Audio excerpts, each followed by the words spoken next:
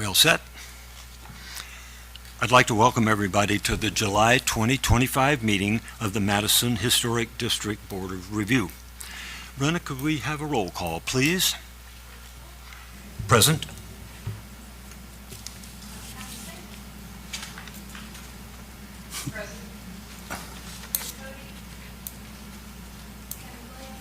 Here. Here. Here. Brandon, your mic. Turn it on. Has everyone had a chance on the board to look at review the minutes from the past meeting? Yes. Everyone? Yeah. Do I hear a motion? I move that minutes be approved as submitted. Do we hear a second? I second it. Brenna, could you roll call, please? Bill Jewell, Yes. Happy Smith, Chris Cody, absent, Ken McWilliams, Approve. Ryan Rogers, Jared Anderson, Approve. Jed Skillman. I've heard comments from people, from fellow Madisonites, that indicate to me that many don't realize that our board has to operate with some very specific and stringent rules and regulations. This is for the information that we are looking for from you. When we review an application, all of the board members are given the same information. We then go out to the site and do a site visit, do our individual research and fact-finding, and we then bring that information back to the board here to be discussed during this meeting in an open, honest, and transparent way. At that point, we would vote yes or no on the application as whether or not it is approved. If it appears as if your application is not working well, we would really like to suggest that you table your application until the following month to give you time for more planning. Now, we will operate the meeting today by first having the applicant or applicants come up to the podium, adjust the mic to where we can hear you, and tell us your name and your address. If there's more than one people coming up, please tell us all your names and addresses. At that point, Brenna will then review the whole application as it's been presented. At that point, we will ask if the owner or their representative have anything that they would like to add in addition to that. We will also ask if there's anyone in the general public that has any input on the application. The board members will then discuss it, and we will have a vote as to whether or not it passes or fails. So it looks to me like our first two on the list there on Jefferson Street and on East are not going to be with us. So our first one will be... We do have to make a motion to table the first one. For both? No, just for 123 Jefferson. Motion at the table. Okay, yeah. Application number 1 for 123 Jefferson. Till further notice. Do I I hear a second second? that. Okay. Okay. Bill Jewell, Vote yes. Happy Smith. Yes. Ken McWilliams, Yes. Ryan Rogers, Yes. Jared Anderson, Yes. Jed Skillman. Yes. Okay. The next one then would be 313 East. Yes. And this one was withdrawn, so we will not be hearing from them Okay. at all anymore. Alrighty. Okay, so it sounds to me like we're ready for our first applicant. We have Sherry Iblin at 116 Elm Street.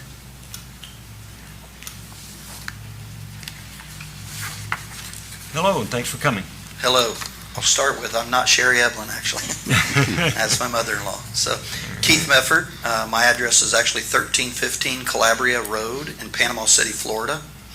And I'm just here to help them navigate through this process. So, to answer your all's questions, work together and see if we can come to some agreements. Brenda, could you review the project that's been given to the city? Yes. So this is an empty lot. So it is zoned historic district residential, but there is nothing there. So we don't have any building information, so we'll just go right into pictures. This is the current lot. This is the proposed drawing from First Street. And then this is what it would look like from East Street, which is the same shape, correct? Yes, exact plans. So same shape as this one, but it would look like this one. And then this is the floor plan and more elevations.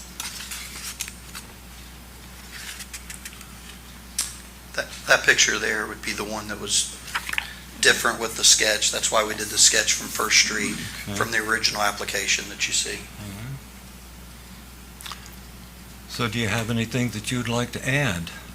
Yeah, I just want to first lead with the package is what we feel like pretty well complete at this point. These original plans, obviously, as you guys can tell, were from a plan site online that my mother-in-law had scoured through for 6-7 months and found the one that she liked that would fit on the lot the most, and then started making some minor tweaks or adjustments as we started reading through the historic board's rules and regulations and things that they wanted us to do. So we started looking through that process. Brenna was very helpful for sending that over so that we could start seeing some of the expectations that we would have. And so we've met, we've went around town, we've took pictures, we want to really make sure that this board understands that we understand the value of that corner lot. I mean, they did 20 years ago when they bought it. This has been a lot since the 1800s, and it's by one of the most historic properties in the city of Madison, clearly, right? So we understand that. They did. A little backstory, that property, when they purchased it nearly 20 years ago, it was a bank foreclosure, and it sat vacant for nearly 3 years with water going through the roof, and I helped them in a restoration process through that property for nearly 2 years to get it back active and an Airbnb. We put a lot of blood, sweat, and tears in that property. It's still their property. It's going to stay within the family. And so, you know, they understand the importance of that corner. You know, opposite end of that corner is Mr. Morgan that holds all of us to a very high standard. And we recognize that on the other end and would like to be a good staple and steward of the community on the other end as well. So we want to work with you guys to find the way that will best path forward. So. Okay, all right. At this point, we will ask if there are any comments or questions from our board members. I have a couple of questions. First of all, I want to tell you how much I appreciate you going through the guidelines and trying to follow those. Those are key for what we do. That's what we're kind of sworn to look at and judge these projects by. There's been a few changes made, so it's going to be completely brick, all 4 sides? Yeah, so I would like to be able to ask you guys. I mean, I'm familiar. I've built a few properties in downtown. I've remodeled some properties in downtown, so I've been through this process a couple times in the past over the last 25 years. So I know the approved goods, if you would, you know, whether it be James Hardy siding, or whether it be, you know, LP Smart siding or brick or stone and different features. So there are places that I would still like to engage with you guys, you know, at this moment and ask for clarity and understanding if it needs to be 100% one or the other, to be able to have that process with you guys, because we're still learning that as well. We want it to be all brick. We want it to be very stately and you know, kind of match the rest of the community down there on that side of the street. Opposite the block, you got vinyl siding, you got wood lap siding, you've got brick, you've got some stone. You have a little bit of everything on the opposite side of that same block. But on our side of the street, it's all brick. And so we understand that. And so if that's the pleasure of the board, we want to honor that, and we're willing to do that with some rock and just some rock and brick. So I'm open to those ideas if you guys have some.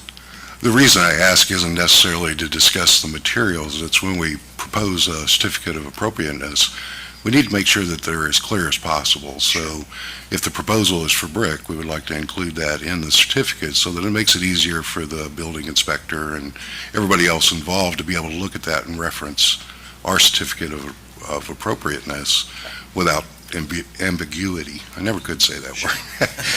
So with the brick, what would be your foundation? Will there be much of it exposed? And if there is there a cladding that you're going to put on that? There will be some exposed because of the shape of this lot. It falls off on the, I guess would be the west side of the property along First Street. it drops nearly 6 feet from start to finish on that property. So there will still be exposed area on that side, Okay. following the shape of the street. That will be stone Stone. down below the brick.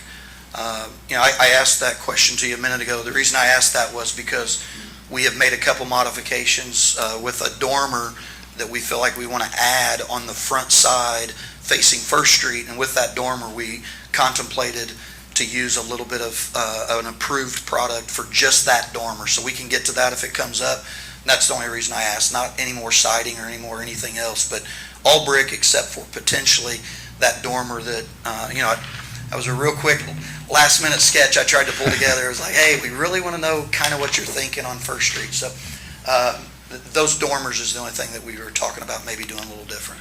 I appreciate that draft. One of my biggest concerns was the appearance on First Street, Yes, sir. since those are, very nice historic buildings. Having two garage doors and a man door Yeah. facing the street was a concern. So this is a definite improvement. I wish we would have seen it a little bit sooner, but Sure. I'm happy to see it in any case. With the dormer, I don't think there would be any objections as long as it's an approved material.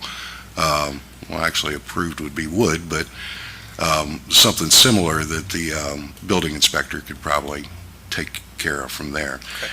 Now, I do have some questions about soffits and overhangs and that type material. Okay. A lot of times on new construction, it's aluminum cap soffits or aluminum cap gutter and rake boards, and then aluminum soffits or vinyl soffits. Do you anticipate, what type of material do you anticipate using there? I anticipate using LP Smart Siding. Okay. I'm very familiar with that product. I like that product. It's durable. It's something it'll be a smooth, it will not be a wood grain, much like what you guys are asking for your appropriateness. But that's what we would like to be able to use there. Okay.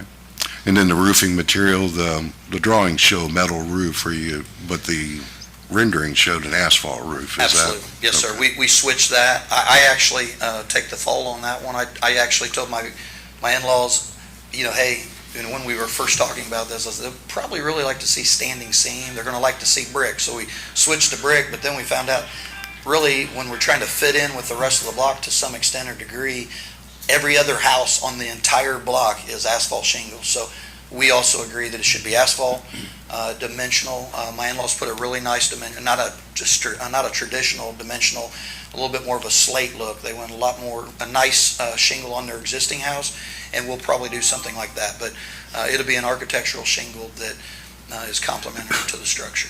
Okay.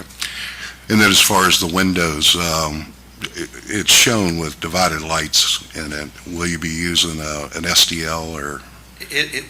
That, to be honest with you, that was my, just making sure you could tell it was a window, to be honest with you. So what we'll do there is go back to the original plan. So if you look at that, it will be a wood vinyl or wood aluminum clad window. Okay. Is what we will order for those windows at that property. So, and as far as the dividing lights, we'll do whatever. If you have something particular there, but I've got a product that my son's actually using currently right now. We just ordered those from Bender Lumber. We'll do the same product probably here, and I can get you that exact information. Well, I think in this case, I think our request would be to do a simulated divided light. Okay. Aluminum clad seems to be a product that's readily approved without a lot of scrutiny at this point. So as long as we're using aluminum clad and an SDL, I think that would suffice. That'll be what we use. SDL. And then, of course, the trim and everything around them would probably either be an LP product or an aluminum clad product. Yes. The doors, have you gotten that far in the process yet? We actually have talked a little bit about the doors. They will be solid wood doors. That's what great. we will actually go back with when we do this. My in-laws built a house years ago, back in 1995, I believe. I was a part of that build when their first home they built, and I can remember the comment they made. They want a front door that says something to you when you step up to it. So it'll be the same thing here, and we've decided during this process over the last week or so, and I apologize, but the front door and the First Street door, albeit it might be a little overkill, we'll do both of those the same, so that it gives that same approach, that if you hit either street, you would be confused whether or not, which side was the front of the house, and that was kind of our goal here when we made these adjustments. So there'll be two very similar doors, if not the exact same door, to be able to accommodate First Okay. Street as well as Elm Street. I'm sure garage doors really haven't hit your radar yet, but we would like to see something that has some kind of historic appeal to it. I don't know how we could write that into the certificate without having a reference, some documentation, or even a brochure, but I think that in this case, that would be a minor point that we could work around. That really covers my questions. I just wanted to get more specific on the materials. I would like to make a comment, though. The original drawings that you sent us with the vertical siding is not something that all the board members or even the public feels is appropriate for the neighborhood and the district. But my personal opinion is that history didn't stop back in the 40s.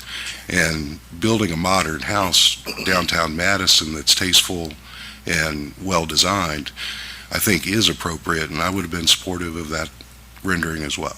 Thank you for that. Yeah, Bill. I'm really encouraged that you moved to brick, because that was a big stumble block for me, that it was not compatible on that side of the street.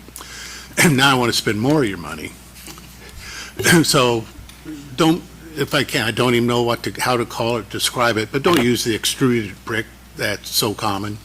So look, you can look at my garage, a 315 Poplar. It's all rounded, and it's all brand new. And Bumper Johnson sourced that from me out of Fort Wayne, and it only costs twice what regular brick costs. So, but you look at it, and it's what you want for that corner. And I really appreciate that. Bumper is going to probably take the biggest load of this project for Well, I us. feel as well. sorry for you now, brother. I love him, he's great. So, but I appreciate that information. Okay. My in-laws were talking about the brick, and we just went and looked at Mr. Welch's shop. Mhm. Oh, yes. And realized that's reclaimed brick, so that's the real stuff there. So that's probably not going to happen, but I will absolutely, I've written your address down. If that's fine, I will take a look at that Yeah, brick as just well.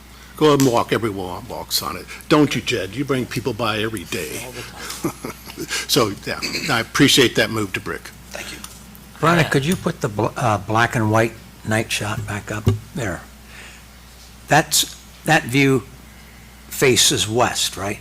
Yes, sir. And the building on the left there, that's the garage, correct? Yes, sir. One of the things in our Chapter 6, new construction additions in Madison Historic District, we have a part here on orientation. The primary facade of most buildings in the historic district are oriented to the street. The buildings on corner properties sometimes take advantage of their location to face the corner. I went out and looked at it, and it looks to me like essentially the side of the house, not the garage, but the side of the house is in line with everything on First Street. Yes, sir. So the garage will stick out. How close to the curb will the garage get? I've got the measurements in there on the setback, but I will tell you, it'd be easier for me to say this. What we did was we actually created the exact setback that Mr. Morgan's property has on the other end, which sets forward about 12 feet from all three of the other homes in the mid-block. So we thought it best, and we put a lot of thought in that. We thought it best to capitalize both corners and kind of bookend it and bring both of them to be consistent on the corner block. So it's about 13 feet if I remember right, but I don't want to misspeak the exact number. Okay. We measured out, we had it surveyed, we went off of those survey stakes and marks and pulled it back. I mean, I called in early this week before I flew in to make sure I could get the actual, for sure, setbacks being on a corner lot. I knew what mid-blocks were, but I wanted to confirm again. That's when Brennan was nice enough to send me the whole package. But to answer your question, it's about 12 to 13 feet off of the curb line in the front, which is consistent with Mr. Morgan's on the other end. We stayed straight as narrow on his end, and then we're hugging the property line with about a 5-foot setback on the west side where we could be 3, but we went to 5 to allow a little bit more room for that sidewalk and that ditchway. What would you think about putting the garage move the house to the north side and put the garage off the south side. The only problem with doing that, I'll tell you, you've got a few problems. Number one, all of the mid-block homes, every one of them, except for Mr. Morgan, he's the only one that sewer runs the opposite direction. All the other three homes, all sewers run together in a joint 6-inch main right on our property line, on our property, but along that property line between us and the carriage houses behind us. And there's a driveway there that you Yeah. know coming off across from Lanier. And it runs right on the edge of that property line. And so, to us, we want to maintain that easement for anything in the future. We also think that at some point, and we had trouble recently, and we worked really close with the city. We couldn't get really a lot of progress because there's not a lot of options for sewer there. You know, the sewer in the front on First Street is not deep enough to accommodate the full basement that all these other homes come out at. And so, for that reason, we don't really want to come under. We'd have to park under that space, and it falls off. By that point, in that driveway, we want to keep that easement open for my brother and sister-in-law, actually, that's going to maintain the rest of our in-laws' bigger home at First Okay. Street. But it does not affect your driveway No, where it sir. sits now. So between, It would. That sewer line's right on it. I mean, like, that is the property line. Sorry. oh, at the edge of the driveway? Yes, sir. That is Okay. the property line. It's literally right on it. Mhm. And so we know that that's going to rear its head again. It just did within 3 to 4 months ago, I believe. So we anticipate that. So we just didn't think we wanted to get anywhere near that. So that's why we've also held up forward on it. That's why you've also what? Held forward on the property towards First Street and kind of kept the house off of that side Okay. and thought about not doing a drive-in basement kind of vibe or a garage on that end to kind of do that. I mean, I know ideally Yeah. it seems like it would work well. Yeah, it looks to me, and I'm just looking at it this way, I'm not trying to look for trouble, I'm trying to Sure. improve the thing, because that, basically, the people on First Street, their view, who built the house, the Tro house at the other end of the block, the white mansion that sticks out 13 feet? That's, you mean John Morgan's home? Yes, that house on this end, but if you look the other direction, you're going to see a garage. And that's somewhat different than seeing a house. So if you flip the two, you follow me? Just, Yeah, so there's two things that I want to share. So one of the main reasons also that we did this was because we didn't think it was appropriate to face, now you're still saying face the garage to what would be the south, I guess? yeah, and Okay. face the house So toward the same street. thing, just flip flop. Okay, so one of the other things that we've got, I don't know if anyone, I've been in Florida, I don't know, I hear you guys getting a lot of storms. The river that runs through that ditch line, that's a historic ditch line, I mean, it's got a brick sidewalk still, it's got a creek rock laid ditchway along Elm. That entire process between us and Elm Street, again, to really properly create a new driveway, I wouldn't feel comfortable making that our primary, especially with that sewer line, to come in on that end. I mean, I think we thought about these things. We've thought about each of our options. We had thought about coming in the side of that garage, so where you're seeing these 3 windows on this end, putting the garage doors on the opposite side of that, so it'd be more of where you come off the street and you kind of turn into it. Yeah. Not quite enough room. Feel like it's also going to make it a concrete, just ugly concrete everywhere up there, whereas what we have now, that's really, it gives us our only grassy green space that we're going to be able to have on that lot. And so we feel like the orientation that we have is one that, that we really want to kind of stick with, just simply because it fits, it's affordable, and it makes the most sense in a lot of ways. Now, with that, I know it's a terrible rendering, but the copy she made doesn't give us much of my terrible detail, but, we talked about we could extend that door front, so it's not so much just a porch sticking out there and looking weird beside the garage door, but maybe to really bring it out maybe 3 feet forward, so there's kind of a definition and a setback with the garage door, if that's making sense, if I'm describing that well, but maybe just that whole area that you're seeing, that little roof and that porch on the front of that, we could slide that whole section 10 feet or so of that garage forward, bump it forward 3 feet, so that it feels a little bit more like a front door or a front entrance with a single car garage beside it. It is 24 feet across that whole front, and we're proposing a 10-foot garage door width on that space. And so it's not going to be an overwhelming garage door facing, and quite honestly, straight across the street, we're facing a two-car garage. Directly straight across from this garage door. It'd be garage door to garage door. So, we were trying to think of the Lanier home. We're trying to think of what best serves the view to them as you come down First. We're trying to look at it both directions. I appreciate your options or thoughts, but we had to weigh all those other dynamics in it as well for future use.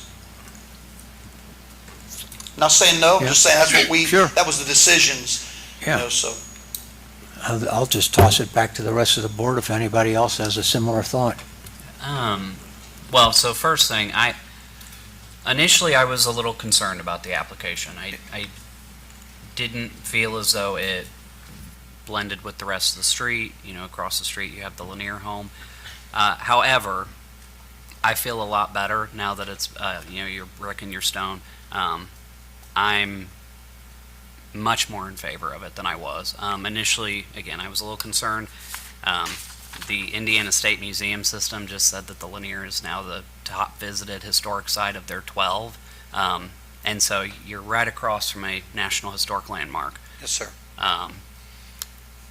Like I said, I'm feeling a lot better about this. I appreciate you sending this and changing it from that initial rendering that we got with the application. So thank you. Yes, sir. Anybody else would like to talk? Anyone?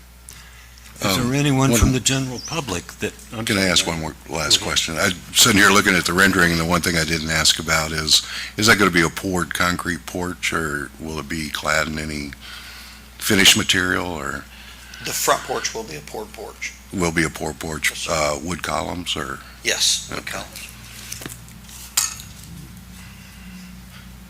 Does anyone from the general public would like to comment? Raise your hand if you'd like to come up. Anyone? Brenna, have we gotten any information from other people who could not be here to comment? Yes, so we have some notes from Chris Cody. Mhm. So even if these points have already been addressed, I'm going to read them just so they're on the record. Okay, so the site for the proposed project is both within Madison's National Historic Landmark District and directly across the street from the individually listed National Historic Landmark Lanier Mansion. It is thus one of the most historically significant architectural contexts in the state of Indiana. The site also has a high level of pedestrian activity due to the public use of the Lanier Mansion front lawn for festivals and events and its location 1 block from Crystal Beach Aquatic Park. Given the extremely high level of significance of the site's historic context and its visibility, the board should require that new construction unquestionably comply with Madison's historic district design guidelines. Unfortunately, the proposed project fails to comply with the following guidelines. 23.2, maintain the pattern of building separation and lot coverage that is found on the block and/or side of the street. The proposed project would orient the front of the house to Elm Street rather than First Street. This is inconsistent with both the site's immediate context and the larger context of the Madison National Historic Landmark District. Corner homes within Madison's National Historic Landmark District are typically oriented with their front facades addressing east-west numbered streets, 1st Street, 2nd Street, 3rd Street, etc. The site's immediate neighbors follow this rule. The proposed project's siting would thus break the pattern of building separation and lot coverage that exists not only within its immediate context, but also within the larger historic district. This is a critical violation of a clear and consistent precedent within Madison's National Historic Landmark District. 23.3. Place outbuildings and accessory structures in side and rear yards. Avoid locations that obscure the principal building's prominent architectural or significant site features. The proposed project would address First Street's historic streetscape with an attached garage rather than locating the garage in the side or rear yard. This siting decision fails to respect the historic context of First Street, which requires a primary facade treatment. 23.7. Design the proportion, the ratio of height to width, of the proposed new building and its architectural elements to be consistent with the proportion of contributing buildings and their associated architectural elements on the block or side of street. The proposed project consists of 2 attached building masses, a 1,448 square foot main house, and a 663 square foot garage. The size ratio between the two masses is inconsistent with the site's urban context and is more typical of suburban construction. 23.16. Design new construction that reflects the basic shapes and forms on the block and in the historic district. The proposed design's massing and siding are unrelated to the basic shapes and forms within its immediate block and the larger historic district. There is no precedent for the design's shapes or forms within either context. 23.17. Maintain consistency with style of buildings and contributing structures found on the block and/or side of street. There is no stylistic precedent for the proposed design within the immediate block. While the design does successfully achieve a modern differentiation of style that would be a welcome addition to the historic district, its inappropriate massing and siding prevent it from achieving compatibility with its immediate context. 24.2. Site new garages and accessory buildings appropriately on the lot. Locate detached new garages and outbuildings to the rear of a dwelling and set back from the side elevations. Attached garages and accessory buildings should be set back from the front facade of the primary dwelling at least 1/3 of the total depth of the dwelling. The proposed attached garage is sited directly on First Street rather than in the rear of the lot. Its setback from the front facade of the main house is also far less than 1/3 of the main house's depth.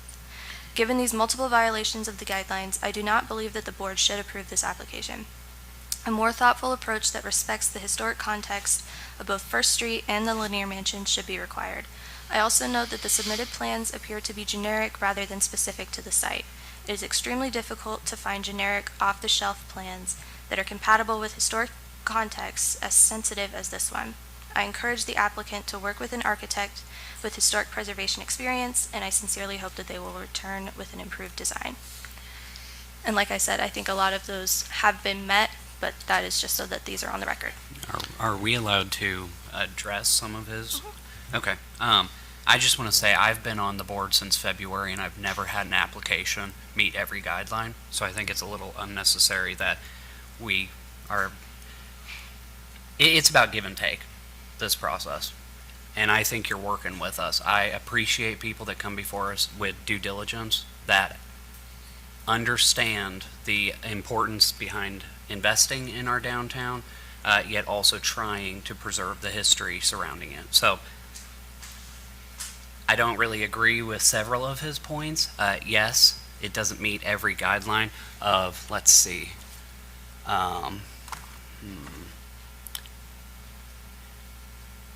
28 guidelines, but I've yet to have an application come before me that has followed every guideline. So I appreciate you working with us and changing it to the brick and the stone. Yeah, and I appreciate you making that comment, and I also hate it for Mr. Cody? So who is it? I think maybe he also, look, if I were sitting in your shoes and I had the original application prior to all the different conversation, I think if he were sitting here, he may have said, well, now you only miss 1 or 2 guidelines, or I wish we could solve for this. And I can appreciate and respect all of that. I think the biggest part of what he was saying had a lot to do with the siding, and that probably was a catch. And I agree. I mean, it was you right out of the gate. Had you not been there, I was probably a no right out of the gate. And so that's why we're making sure to let you guys know. We understand the importance of it. We're hearing, we know what we need to do to make that happen. And they are generic. I will say this is the second set of plans over the last year and a half that they had purchased and went through and kind of did a soft offer the first time. It was a little bit more cottagey kind of. Definitely didn't fit the box. They loved it. A lot of people loved it, but it wouldn't have worked either. This is the easiest one for us to navigate and get it the way that it needs to look to hopefully get the certificate of authority, be able to, appropriateness to be able to move forward on. So I appreciate you guys. Anybody else have a comment? Just to make a comment on some of Chris's details. Chris has a vast knowledge of everything to do with historic preservation, of course. He has a very deep understanding of it, and I do not have the benefit of years of studying this. A couple of points that he brought up that I think are legitimate is I hadn't thought about the massing aspect of it, but he also did not have the benefit of the new rendering. One of the problems with last-minute information at these meetings is now we've spent 2 weeks preparing for this, and we get a wild card thrown at us. So I think a lot of his comments may have been slightly different if he would have seen that rendering, and I will definitely take that into consideration in the approval. The massing aspect of it, and this is going to show how green I am, is I based my evaluation on Elm Street. I did look at First Street, and what I saw was that there are garages on First Street, and there is going to be similar architecture there. I was concerned initially about these larger homes and then having a garage, which that actually addresses a lot of it. I don't think that the massing and the variety of shapes and sizes of homes in Madison is consistent. That particular street, on that side of the street, is very consistent, but throughout the community, it's not unusual to see a two-story next to a one-story or three shotguns next to a duplex federal. So in my opinion, I think it meets the guidelines more, but I've got to give Mr. Cody credit. He knows a lot more about this than I do. Anyone else? Well, I see in my notes here, when I had my mention here was another thing. Right below orientation is setback and buildings on, which says buildings in a residential area of a historic district generally share a common front and side setback. The character of the adjacent buildings should set the range of setbacks allowed for the new construction. Setbacks should also conform to zoning requirements or otherwise seek a variance from the Board of Zoning Appeals. And that, again, reinforces what I was saying earlier, is it's too close to the street. Chris Cody's remark, I wish I'd have said it the way he said it, but it is suburban architecture in a historic district. I could work with a lot of that, but what really bothers me is it's faced the wrong way, and it's oriented out in such a way that if you're taking a tour of the Lanier Mansion and you look down First Street, you'll see the top of the Queen Anne, and you may see the first of the colonial houses that are built there, but it's going to have a blocking effect if it sits out toward the street. So it will mask the buildings behind it. That's simply my point of view on that. I have to get that on the record. Yeah, and I look, we have looked at this thing in every which direction, as you say. I mean, I am conforming to all the mid-blocks. Yep. If I were a mid-block building right now, Yeah. I would have no leg, in my opinion, to even look at you and try to make an argument. I would absolutely 100% agree that we should not be forward-setting.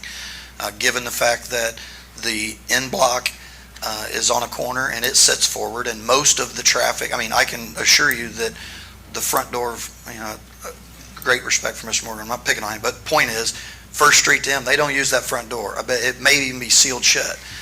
All that traffic is on that side, and much of what we're thinking. And we were actually thinking more towards how we were being a neighbor to the Lanier home rather than opposite. So, and I'm not saying that you're saying I'm not. I think people that are touring the Lanier Mansion, if they don't walk around downtown Madison, they're going to be blocked by a lot of beautiful pieces in architecture. They're all over that.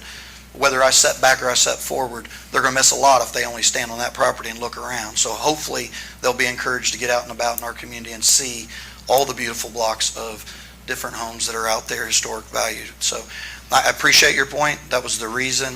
I stand by it. I fully respect it, and trust me, it's not been the easiest for all of us to navigate that and get in there what we want. At the end, this is a 2-bedroom with a bonus room above a garage area. That's what we're working with. So it's not like it's a massive mansion, as she was trying to describe it earlier. So I also want to note, there are 2 Sears homes, or Sears constructed homes on that block. So if we are going to use Chris's terms, generic, those were pretty generic at the time as well. So we have 2 Sears homes. I think it kind of continues that story on First and Elm. So, again, that's just another argument for, in my opinion. Anyone else? Yeah, one more. Go right ahead. So not only was that I have an issue with the original materials you had, I also had an issue with the mass. To me, it's too small for that First Street corner. Okay. But all in all, I'm not sure that's enough to deny the application. Okay. So I wish she had proposed a two-story building, two-story brick building. And I appreciate that. One thing I want to make sure and point out, that if you look really close in those, I don't know if, it doesn't seem, do they have the complete architects, the set of plans that we submitted, or just the renderings of the elevations? They should have the full set. Okay, one thing I would add is, my in-laws' current house right now sits at about 31 feet. This house is going to sit at about 25. So it's not a real small, it's not going to look as tiny as what everyone feels. I don't know if that hurts or helps, but it's mass-wise, it is going to feel like a substantial home on that corner. It's not going to feel like just a little bitty gingerbread home with a garage facing First Street. No, it looks a little gingerbready small, so I'm encouraged by that. Yes, sir. Anyone So that else? shows the measurements there on that one. Yes, ma'am. Would you like to speak? I just have a question about what is the design of the home, because I'm really confused now. Is it the brick that looks like suburbia? Yeah, that looks like something that belongs in a subdivision. So that's my only opinion. I mean, I think the brick is nice, but the columns, everything else needs to look like what Chris was saying in his letter. Thank you. Thank you. Anyone else? Anyone? At this point, we would like to do what's called findings of fact. Jared, I wondered if you could possibly do that for us.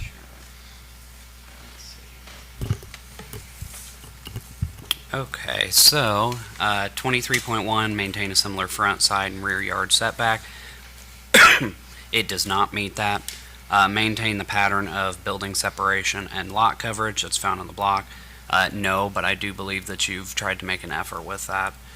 Place outbuildings and accessory structures inside and rear yard. No, but I do believe that you've tried to make an effort with that. Minimize ground disturbance. I don't think that really would apply here. New construction should have heights consistent with neighboring. If the home right next door is 31, this is 25, I think you would meet that. Make the scale of the proposed building compatible. Again, I would like to see that it's a full two-story, but I think that this would work, especially when you go to the south and you've got the historic outbuildings right there on between there and Crystal Beach. Design the proportion, ratio of height to width of the proposed new building and its architectural elements. Again, I personally think it's much better than the original design that we received. So I would say that you meet that. Use windows and doors in new construction that are compatible. Thank you, Ryan, for going through that and pinpointing that. I think you are meeting those. Keep the siding and trim material of the proposed building consistent with the materials traditionally used. Again, going from that siding to brick, I think it blends in better with the rest of that block. The use of substitute products such as vinyl, aluminum, pressed board, I don't think that will really be a concern. Use materials in traditional way, I think you're good there. Vinyl clad and vinyl frame windows may be used, I think you're good there. So I would say, use architectural details on the building that complement architectural details of contributing structures. Again, I would rely heavily on the brick with that. Provide a date brick. Normally that would probably be more with a public structure. I don't believe we've ever asked a homeowner to do that on a home. Create new construction a similar degree of texture. Again, it's brick on that side of the street all the way down on First. And let's see, create new construction. Nope, did that. Design new construction that reflects the basic shapes and forms. I think you're going to have a really hard time trying to meet that. Homes aren't created by craftsmen like they used to be, and that's just a simple fact. Maintain consistency with style of buildings and contributing structures. I believe you've done that as best as you can. And maintain similar percentages and patterns of windows and door openings. I think you've done just fine there. So I would say that it meets the guidelines. Thank you. Anyone like to make a motion? Jared? Wait, Oh, I'm sorry, excuse me. Each, Jared, Jed, how do you feel? I think the variances required are such that I would feel much more comfortable if this house was not located where it is. If it was just, 4th Street on North, maybe in Link Ludington's backyard. I see him sitting back there, just a joke. But where it is now, I can't agree that it meets the requirement. Ken? Well, I have some issues, but it meets the guidelines for me. Jared? He already did, ask Ryan. Bill, that's Ryan. I'm sorry. Ryan, excuse me. I agree that it meets the guidelines. I feel a very good effort to meet as many guidelines as possible. I agree with Jared. okay, and Bill, Yes, I agree. Okay. Do we have roll call? we need a motion first. I'm sorry, we need a motion, excuse me. I'll try it, but you're gonna have to. Go ahead. You've got the. I was going to say, I'll try it, but I'm going to stumble through this a little bit, but I'd prefer to do it because I have the list of materials. Based on the proceeding of finding of fact, I move that the Madison Historic Board District grant a certificate of appropriateness for Sherry Eblin for the proposed new home. And the location is 116 Elm Street. The certificate of I'm getting some feedback. The certificate of approval is based on the exterior being brick, the foundation being stone, soffits, rakes, and gutter boards being LP smart siding material. Roof will be asphalt. Windows will be aluminum clad with SDLs. Wooden entry doors. And it will include the new rendering received today that is not included in the packet that was given to the board. I'm not sure how we make sure that happens, but we need to make sure that rendering's included. Wood columns on the front porch, and the slab will be standard finished concrete.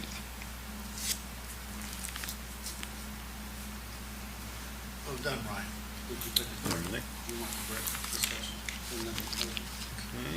I'll second. He said brick. Brick, yeah. No, never mind. I second his motion. Could we have roll call vote, please? Bill Jewell, I approve. Happy Smith, Approve. Ken McWilliams, Approve. Brian Rogers, Approve. Jared Anderson, Approve. Jed Skillman. Do not approve. Congratulations. Thank you guys so much. You may pick your permit up. Thank you guys so much. I shook this off because I thought. Oh, it's okay. You should be able to pick up your paperwork from the city tomorrow, I'm sure. Or they can mail it to you, whatever you would like. Thank you for coming. Thank you. Let's see here, next one is, where are we here? Patrick Heinz at 502 West Second Street.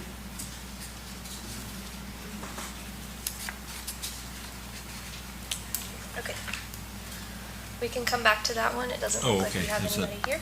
Oh, okay, they're not here. We'll check again at the end. Alrighty, next one would then be Mike Estes at 126 Wall Street.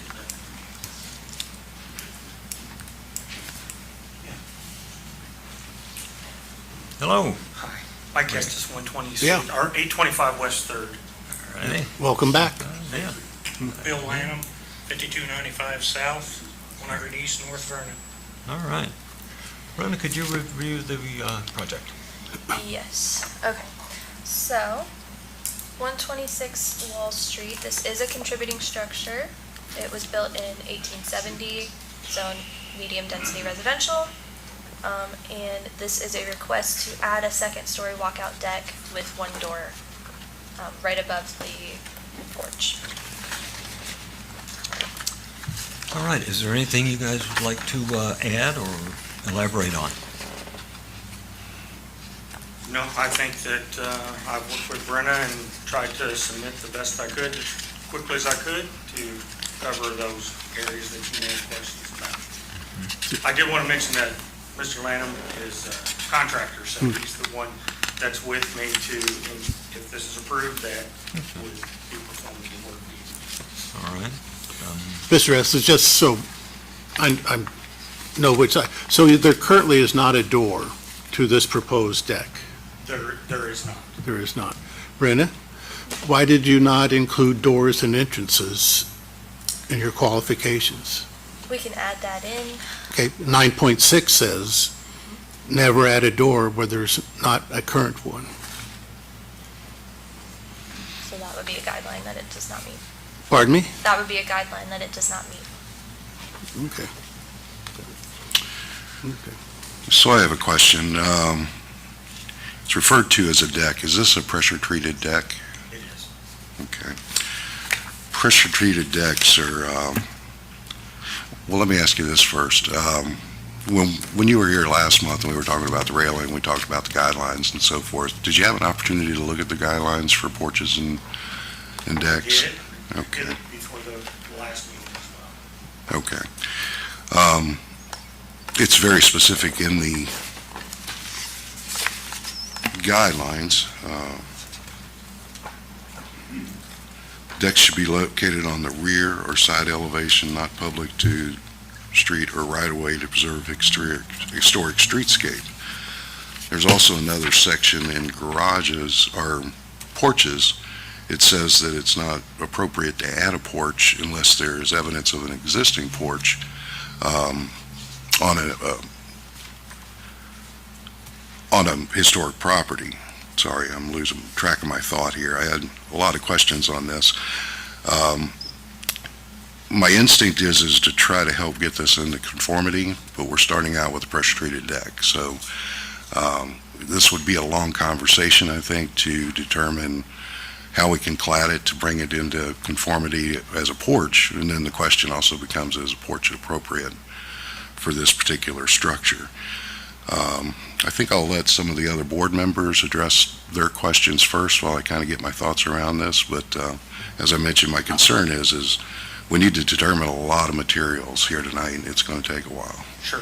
I just wanted to ask, so are you specifically wanting me to go back and review porches or garages now? So which subsection were you Not specifically garage. referring to? Originally it was porches, and you said garage, so I'm just want to make sure I'm on the same path. I misspoke. It's porches and decks.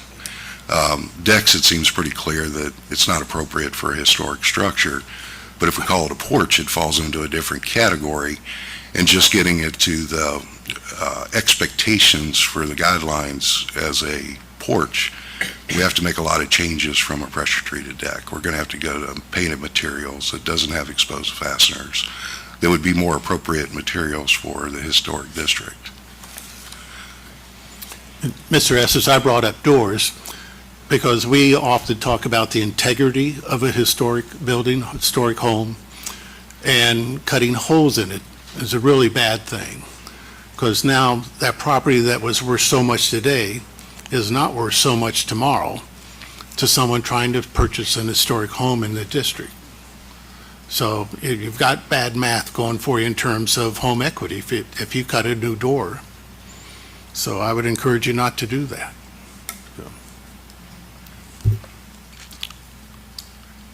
Anyone else? Jed? I can't find my I'd book. like to, Oh. can I add something? Please do. Can you guys hear me? Yes. The structure may have had an opening on that second story. There might have been a second story porch. You'd be able to determine that. And if there had been a historic opening, then you really could add your opening, your door, or your window to your second story porch. So that's just something to consider.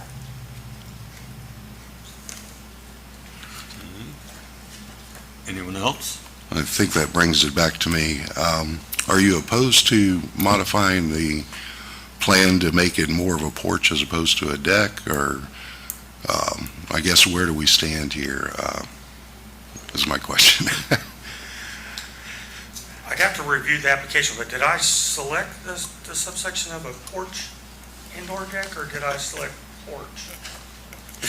I believe it was submitted as a deck, which is going to fall under the guidelines that it's not appropriate on the front of a historic house, and that is probably the way we should vote on this particular application. What I don't want to do is frustrate you with not being able to get an approval. So I'm willing to do whatever we need to do to try to talk our way through this.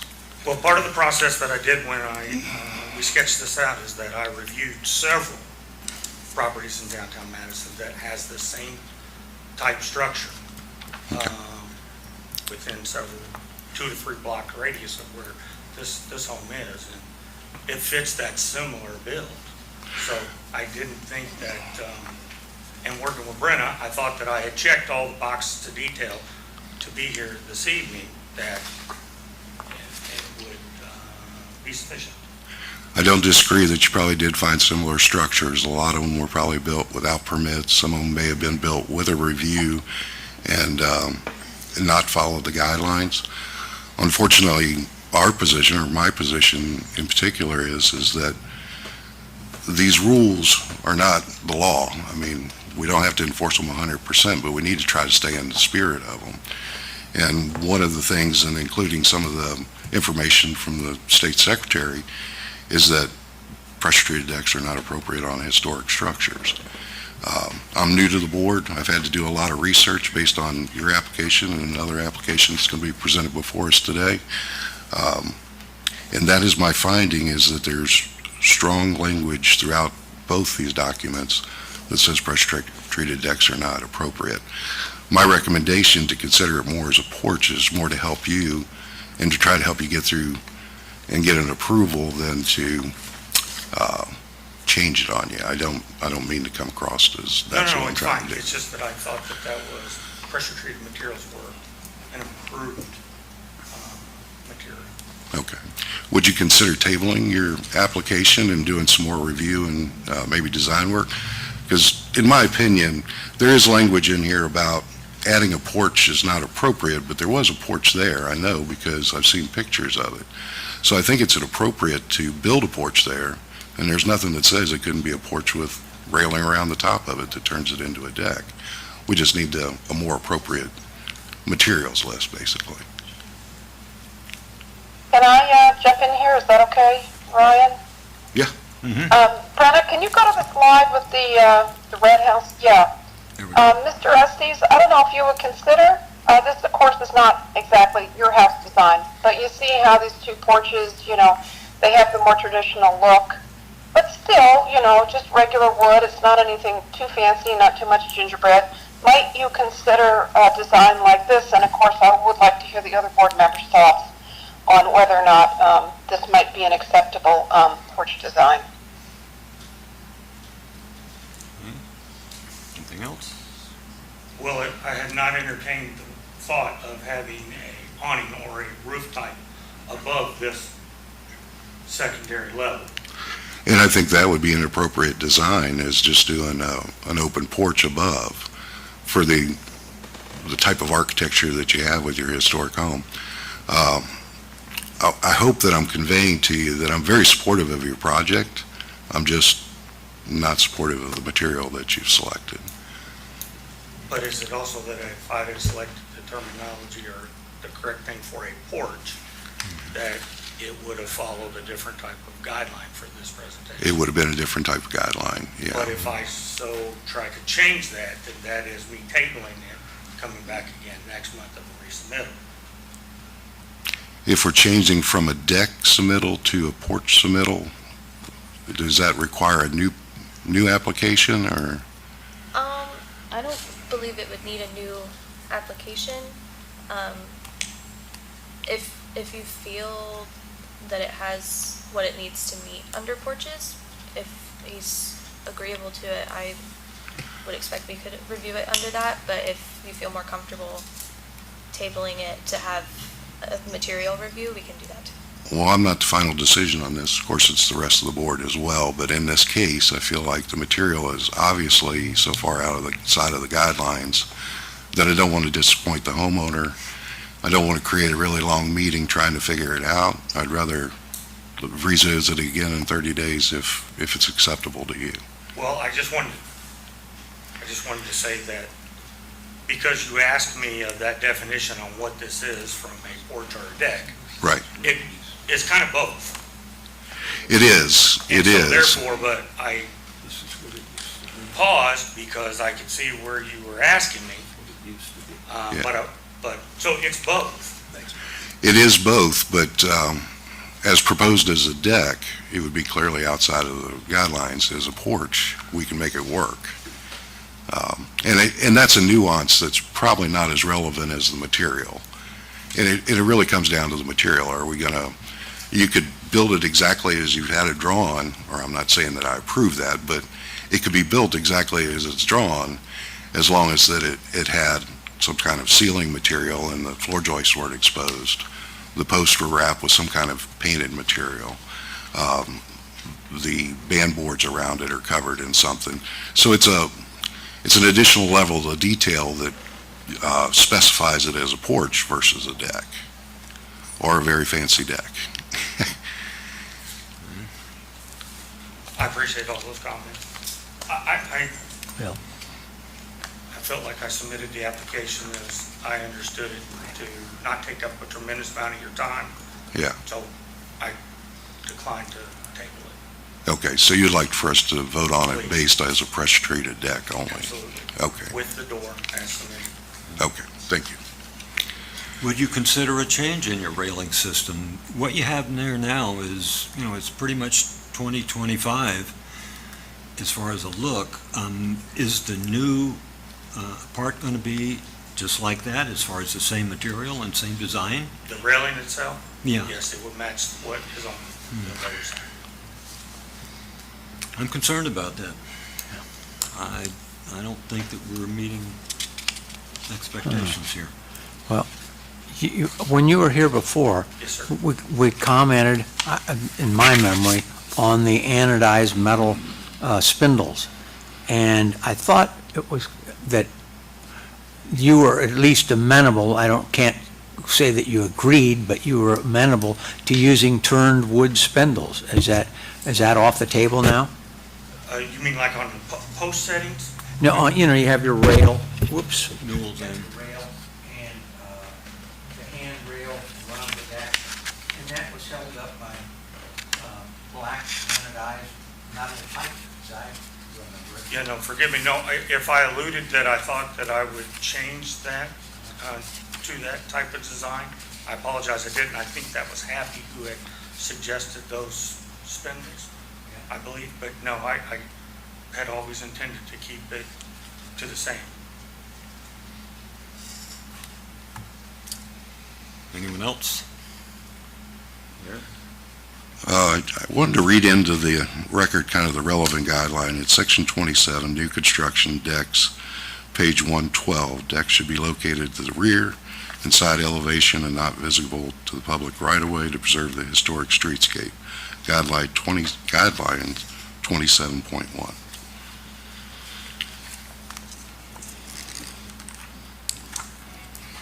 What page is that on? 109. Well, I think I made my comment. I mean, I actually. Yeah, turn.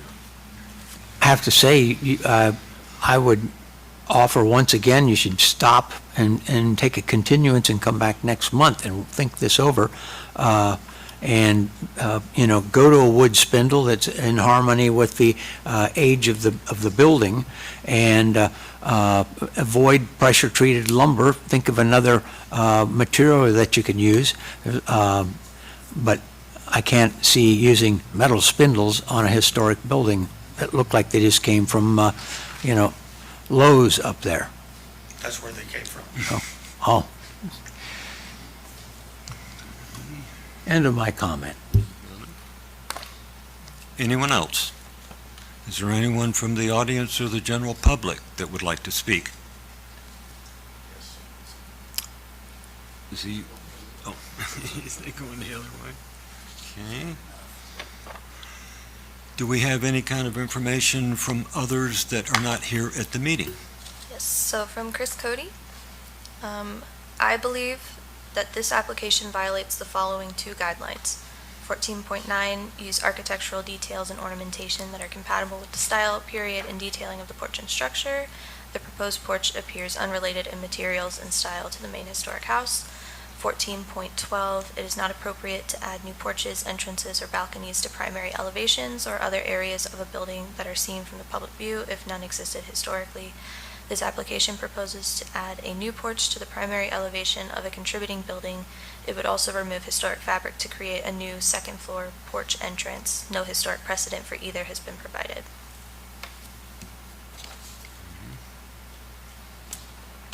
Anyone else?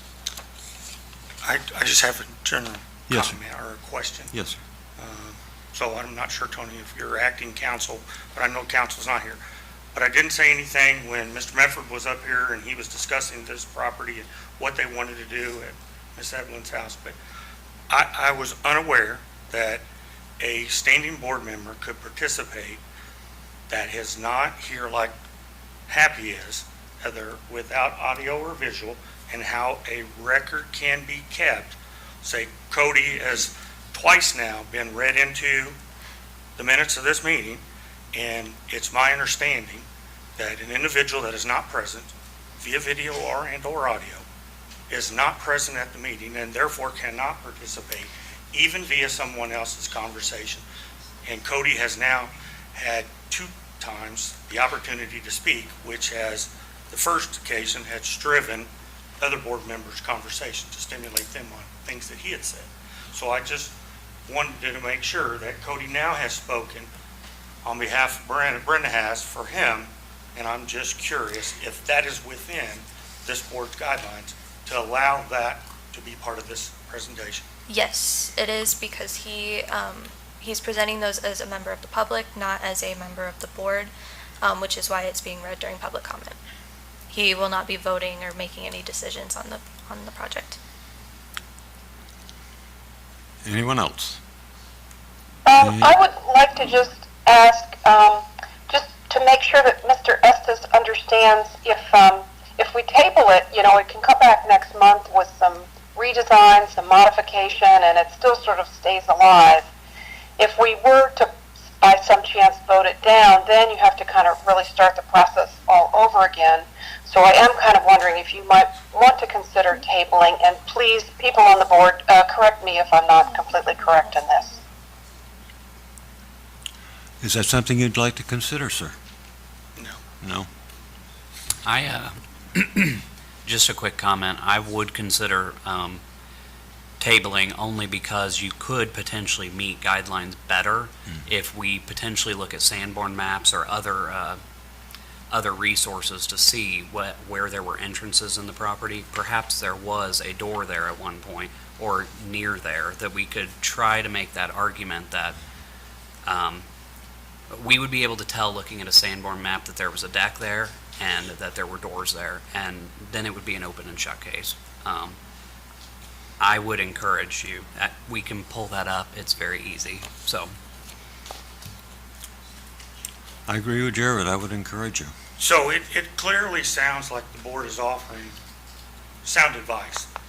The issue that I'm particularly disappointed is that I've taken multiple hours of my time to submit this documentation to what I felt was part of the guidelines. And if it wasn't adherent to what it was going to be for me to present this to you this evening, then I would have thought that we could have made those changes along the way to not have this discussion today. So I thought that we had checked those details, and that's part of the battle for someone like myself to just forego the effort to get here, because, this presentation it's a tough one. And I thought that I had done those things ahead of time. And so that's the part that discourages me. I've always focused on the insides of our properties, and the outside has been the deterrence of presenting what I want to do outside for multiple reasons. It's tough. it's tough to explain what you want to do and be where you need to be. It's also, So I was ready, this was gonna be something we could have done relatively quickly, and, just now I postponed it another month. And I want to tell you how much I appreciate your comments, because it is important that we understand what you experience in these activities. And the board, as well as staff and the entire community, needs to make it so that it's an easier process. When you're dealing with information like this, it always comes back to the guidelines, and a lot of times the guidelines aren't in the public knowledge as well as they should be. I apologize that you've found yourself in this situation, and I apologize that it's not something that the board, or I as a board member, feel like it's appropriate. But I do want to encourage you to come back, and if you want to take the project to the level that it needs to be to get it approved. And thanks again for your time. anyone else? Any kind of public comment of any sort? Let's see, we need somebody to do fact-finding. Ryan, you think you might try that, fact-finding?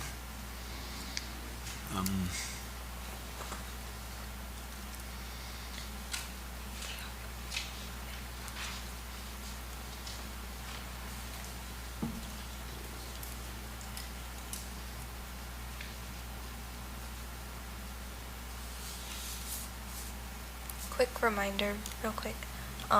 You only have to read the points that you disagree with. You don't have to read all of them. Correct. What I was looking at was, I do have quite a bit of information on doors and entrances, but I don't think it's relevant right now, so I'll skip over to just the walkout deck. Again, the relevant section in it is section 27, new construction, decks page 112. Decks should be located at the rear or the side elevation, not visible from public right-of-way, to preserve historic streetscapes. Now, there are several other sections in this code that talks about painting, pressure-treated lumber, and how to finish it and things of that nature. But the exposed fasteners and just the nature of a pressure-treated deck does not make it appropriate for this particular spot. So it's not being, or in my opinion, it wouldn't be rejected because of the material, because it would be appropriate in a backyard. It's being, or I would reject it based on it's not the appropriate method of building a structure there. Hopefully that didn't confuse the matter too much. And beyond that, I think that's the strongest argument is section 27 about location. And do you feel it meets the guidelines? I do not feel it meets the guidelines. How do other board members feel? Jed?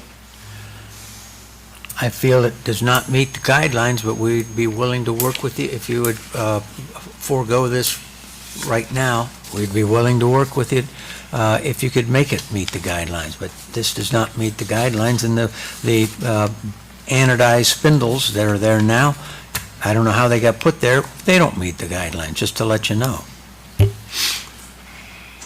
And I would say, once again, add doors and entrances, 9.6, no new doors. Does not meet the guidelines.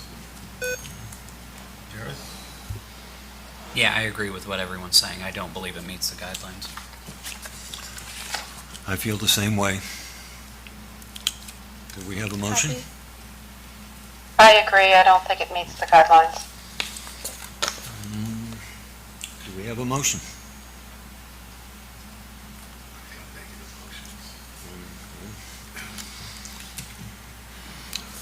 Based upon the preceding findings of fact, I move that the Madison Historic District Board of Review deny a certificate of appropriateness to Mr. Estes for his project, his second-story project at Wallen Third. Could we have a roll call vote, please? We need a second. I second that. Roll call vote, please. Bill Jewell, I don't agree with it. do you No. agree with the motion? I agree, I'm sorry, I agree with what has been presented. No. Happy Smith, I agree with the motion.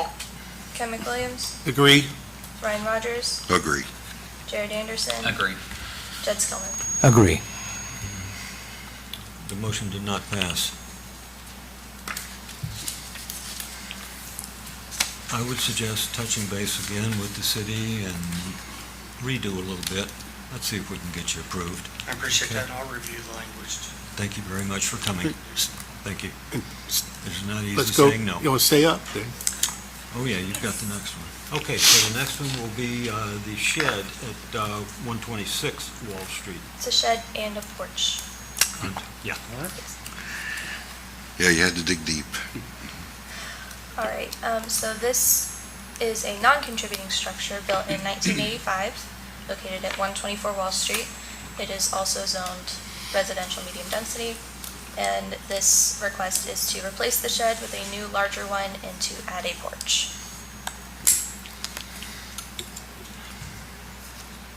Would you like to speak to this one? Go ahead. Well, I just would like to have added a porch to the front, to give it a little bit more aesthetic of this property. And the prefab storage building is in disrepair, so I just wanted to exchange that with a very similar structure. Same footprint, It's slightly. No, bigger. slightly bigger? Slightly bigger, Okay. not much. Okay.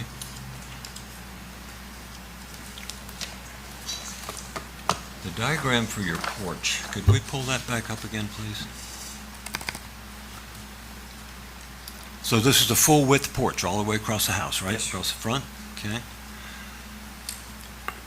I wish I could see things that close detail-wise, but what kind of railings are you proposing for this one? The same style that's on. Same the style. programs. Okay.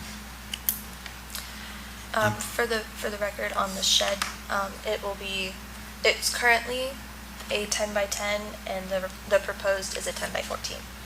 Okay. So just 4 feet longer in that direction? Yes. I'm just going to Are we speak. having board comments now, Brenna? Yes. I would just comment, this is a non-contributing structure, so I think all of our very strict guidelines, or seemingly strict guidelines, are way less, can be followed way less on a non-contributing structure. I agree somewhat with Happy. I don't see as big of an issue with those certain spindles on this house. I mean, it's non-contributing, built in the 1950s. 85. Okay. I don't see any problem with it, nor do I see a problem with the shed. Personally, I think it's a pretty open and shut case. What is the structure built of? Is it pressure-treated lumber, It is. exposed fasteners? They will be exposed, but I don't think that we're going to see them. Yeah. This will be a tough one for me, because even though it's a non-contributing structure, from what I've read, and I remind you, I'm new to the board, so after our meeting last month, I dug into these pretty deep, trying to figure out what I didn't know, and there's probably a ton of stuff I don't know.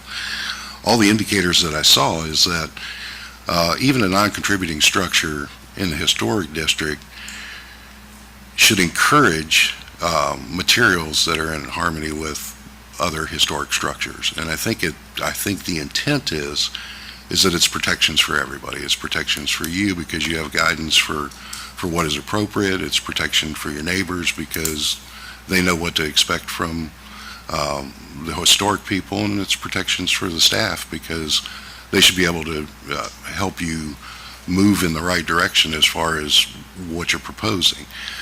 I think when we dig into the guidelines on this and the relevant rules, we're going to find that it needs to be a structure that's covered in material that's paintable, has more of a historic appearance, because everything comes back to a pressure-treated deck is not appropriate for a historic structure. It's a porch.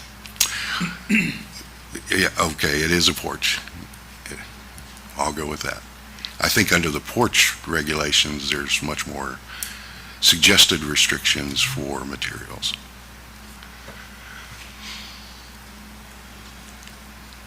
I will say I would caution my fellow board members, because if we go about it, if we go about it with the perspective that it needs to be using the materials of a historic porch, it's a non-contributing property. I believe, yes, it should flow with the rest of the neighborhood, but a nice gingerbread porch wouldn't look good on this either. So it's like, I think unfortunately with some of these, there's really not a case to try to argue it. Personally, it's non-contributing. There was never a porch on this, from what I can tell. So you're making something that was never there, and there's not a lot of things that prevent us or prevent you from doing so, in my opinion. Jed, any thoughts? Ken, any thoughts on this? All right, I'm just disappointed because it has just a that's good enough appearance to it. And even though it's not a contributing structure, you're in a historic district, and some of the houses in Wall Street, people have invested a lot of money in to fix them up. And there's a couple of gems in there. So that's basically my opinion on this project, because I'm seeing metal spindles all over again, and it just doesn't work. I do want to add to that there are 6 Wall Street addresses. Mhm. And I own 2 of those. So Okay. 6 address, you own a third of the block. that's correct. So Okay. when we talk about Wall Street, this Yeah. is the improvement. So anything on the front of this particular property Uh-huh. would be a drastic improvement for Yeah. our street, I think. So I think that's relevant. We talk about Wall Street and its Okay. And you're gonna, capacity. okay. okay, thank you.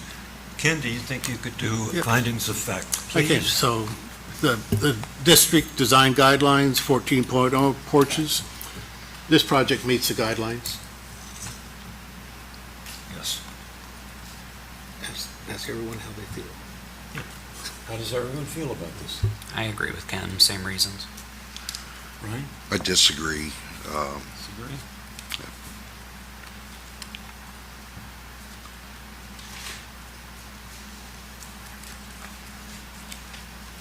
Anyone else? Happy? Happy? I agree. I think the project meets the guidelines. Jed? I don't agree. I don't think it meets the guidelines. Bill? I agree it meets guidelines. You got 2/3 of the board, just like the block. And now we need the second. Based upon the preceding findings of fact, I move that the Madison Historic District Board of Review grant a certificate of appropriateness to Mr. Estes for his project at 124 Wall Street. Do we hear a second? I second that. Do we have a roll call vote, please? Hold on just a second. Did you want to review the outbuildings part? You only reviewed the porches so far. Let's do both together. Okay, we didn't, I thought the porch and the new outbuilding were at 124 Wall Street. yeah, you only said you only said 14.0 for, That's all you had on the thing. I'm sorry, 24.0 as well for outbuildings. Okay. So what do you want me to do? Do you agree that it meets guidelines for outbuildings? Okay, 20, yes. So, Mr. Chair, it also meets the guidelines for 24.0. Could we have a roll call vote? Okay, Bill Jewell? I agree. Hold it. How about if there's an individual on the board who believes the outbuilding meets code, so have it as 2 votes, because I could support that. That's no big deal. Do you follow me? Does that make sense? We can have it as 2 votes if you prefer. Or we can have it as 1. Wouldn't that be a conflict with having 2 separate votes on the same application? I think it needs to be packaged Okay. together as We'll one. package it together, so. Okay. He's got 2/3 of the votes anyways, so. Okay, so, Bill Joel, you Yes. Happy Smith? We're voting now, is that correct? Correct. I vote to approve. Ken McWilliams? Approve? Brian Rogers? Disapprove. Jared Anderson? Approve. Jed Skillman? Disapprove. It passes. That passed, right? Yes. It did. All right, you can pick your paperwork up from the city. Thank you for your efforts. Let's see now.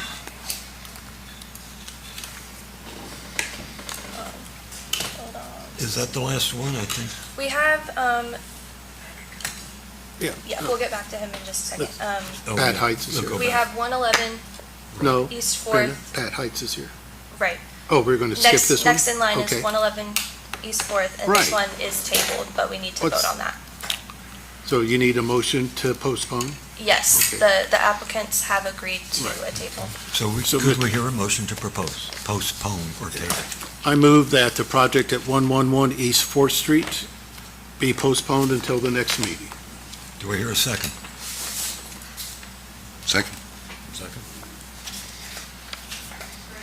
Yep.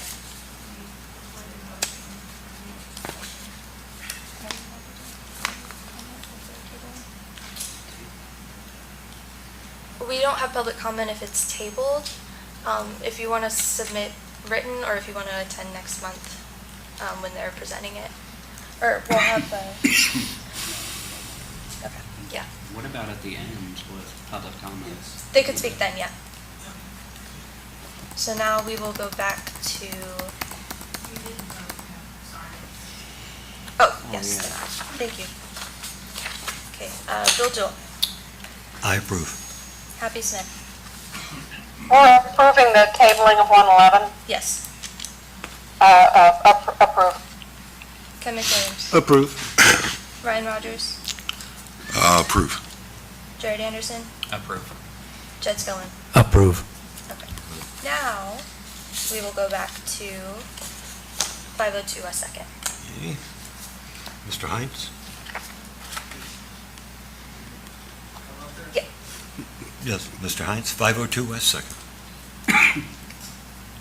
Good evening, and thank you for coming. Apologize to the board, I got my times mixed up. I was across the street, Mr. Medford said I needed a meeting, so here I am. I put a new Brenda, do you want porch to on the introduce front it? of it. I don't, Pat, I'm sorry. Pat, Yeah. wait 1 second. Sorry, this is If you a, could synopsis the application. Yes. Thank you. this is a contributing structure built in 1875 in the Second Empire style, zoned historic district residential, and this is a request to, I'm sorry, that says the wrong thing. This is a request to change the pitch of the porch roof. And the work has already been completed. Is there anything I, you'd like to add? the front of the porch was rotting off, and I knew I had to finally do something, so I got a hold of a contractor. And I did check with somebody that said I probably wouldn't need a permit. But, so they started the work, and then somebody drove by and decided they wanted to report something, so then we're going through this process. The work is finished. At one time, there was box gutters there, and before I bought it, they went in and covered the box gutters and put some kind of fabric over it, and it basically rotted everything around it, so it had to be taken care of. So I hired somebody to do it, and they said this is the best way to do it. Unbeknownst to me, somebody decided that needed to come before you, but I wasn't told that before. So everything was tore off, and we were given permission to go ahead and finish it, and it's finished now. Then I went ahead and did all that work, and then I went ahead, since we were there, I put all, they have shingles on the side of it, I replaced all that. And then the windows were having some rotting done to it, so since they were there, I paid for doing the windows, and I paid for painting everything, so I basically improved the structure. And I had no idea that I had to come before you guys, but the work is done. I think all you have to do is go by and look at it and see that all I did is repair and improve a building in Madison. So I don't know what else to say. The picture on the screen right now shows two different Sanborn maps, one from 1911 and one from 1927, and this shows that the porch is not original. So the flat top porch it was not originally part of the house. So that part that was changed was not there to begin with. But you drive through town, and I looked around after I was given all this information, and most of them are slanted like that now as I look at some of the buildings in town. So anyway, it's finished. Somebody could go look at it. I don't know what you're going to do, slap my hand, or I tried to do what was right, but I think if anybody here looks at it, you would see an improvement. Anyone from the board would like to talk? Well, I went by it and been by it a couple of times, and I've seen the house many times. I did not notice that you've done anything to it, and when you said you were going to change the pitch, I couldn't figure out what you meant by changing the pitch, because you obviously have enough pitch there, so, more power to you. You did a great job. Thank you. Anyone else? May I ask who the contractor was? Omar Omar. Zambarina, I didn't pronounce it right, a friend of mine. Anyone else? Do we know if he's an approved contractor? He is. He told is? me he was, yes. He So told me. he's I'm sure familiar, he is. He's done a lot of work here. so he's familiar with the historic board guidelines. Probably not. Well, if he's approved, I would assume Well, that, he's done a lot of work for my brother that's been here before for different work, but, and he's aware, I think he is aware of some of what happens here, and if you're able to get him, you're probably a lucky person, so. well, I want to say to you that I understand the position you're in. I did a building several years ago, and there was a standing brick wall that was just hanging off the back of the structure, and I tore it down and then got a letter and had to appear before the board. And I have a certificate of disapproval that for the structure that I put a lot of money and work into to try to make it historically appropriate. Now, this is a little bit different. I've been in construction for a long time. I'm really into details and so forth, and there was a lot of details that were disrupted in this project. The gutter board profile and the way the roof systems were separated by the porch had been there for over 100 years, and it had been a flat roof for 100 years, so it needed to be repaired, obviously, but I think that we lost a lot of architectural detail on the front of the house, and with that being the side that faces the Lanier Mansion and just the location of it, it disturbs me a little bit. So I guess where I'm at on it is the work's already been done. I personally will probably disapprove it, but like I said, I've got a certificate at home that says I was disapproved, for something. I would encourage you to run stuff by the board, especially in a house that beautiful. I mean, I hope, you'd mentioned the windows, I hope that they repaired them, didn't replace them without getting approval. Exactly right. But we appreciate you coming before the board. I'm probably going to be on the no side, but it's nothing personal, it's just, I feel like too much was taken away. Well, I think you should have checked it before they covered up with box gutters and all that and made it rot out. So had you done that before they did that work, then I wouldn't have had to pay for repairing everything. So I kind of disagree with you a little bit there. So.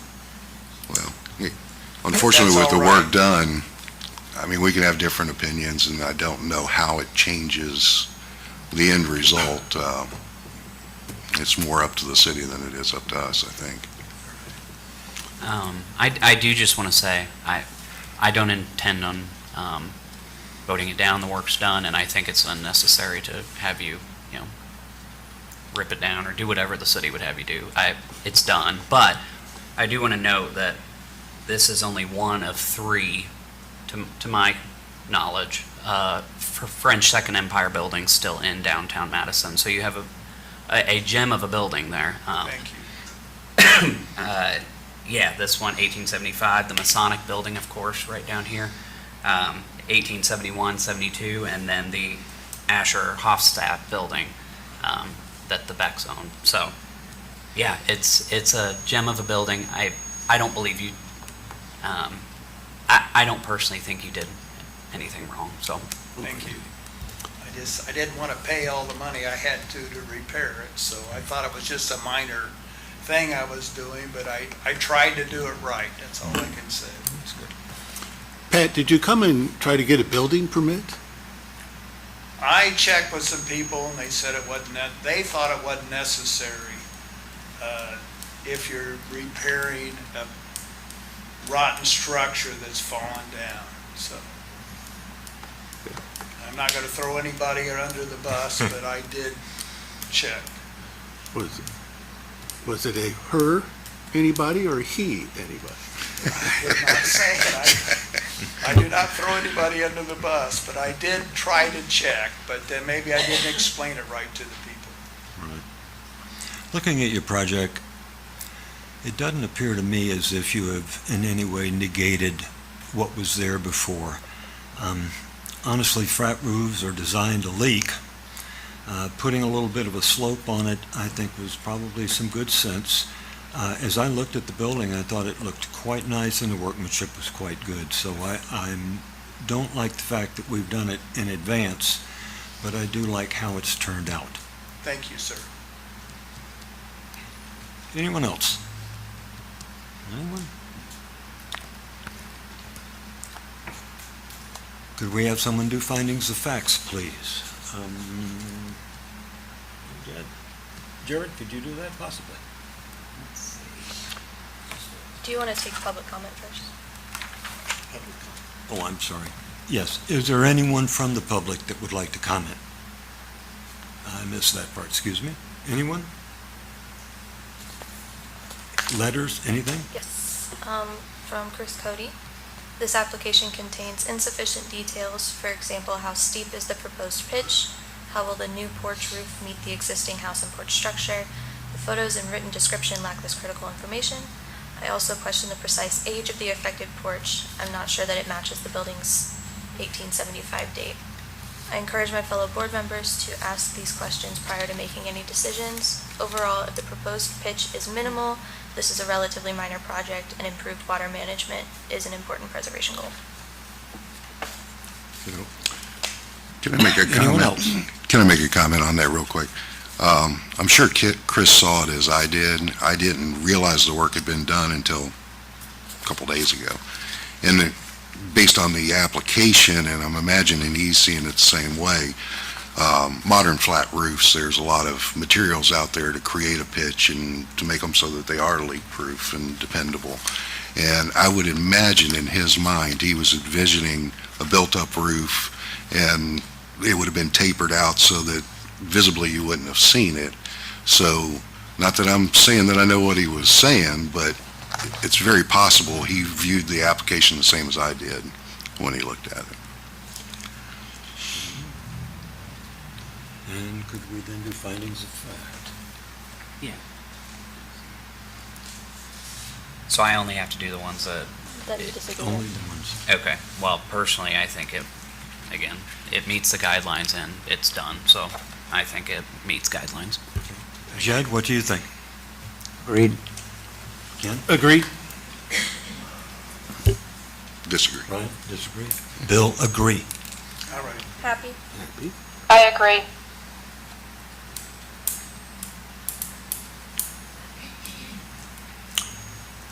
Sounds like we passed. Thank Motion. you. I'm Wait, glad I wait. don't. You should vote. I'm sorry, excuse me. You were close. I was close. Thank you, everyone, and I'm glad I don't have to rip the roof off. All 1 right. second. Could we have a motion then? Do the motion. Go ahead, Jim. Do the motion. Based on the preceding findings of fact, I move that the Madison Historic District Board of Review grant a certificate of appropriateness to, Pat Heights. what is it? Pat Heights. Pat Heights, for the property at 502 West Second Street. I second. Could we have a, let's see, could we have a vote? Bill Jewell, I approve. Happy Smith, I approve. Ken McWilliams, I approve. Brian Rogers, Disapprove. Jared Anderson, Approve. You Jed have Stillman. passed. Approve. Thank you. Now you've passed, and you may pick your paperwork up from the city anytime tomorrow or later. Thank you for coming. Bye-bye. Thank you. Oh, I think we are now into new business. Right.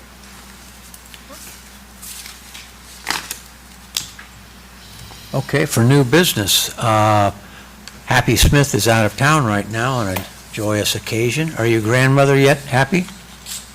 No, not yet. Okay, Soon. still counting. All right, Happy put together a proposal to return, this to be passed on to the trustees, to return authority on window replacement to the Historic District Review Board. It was taken away during COVID as some sort of a streamlining method, and we would like it back in this room, on this board right now. So I have copies. First off, we'll do Happy's original. You want to take one and pass them down.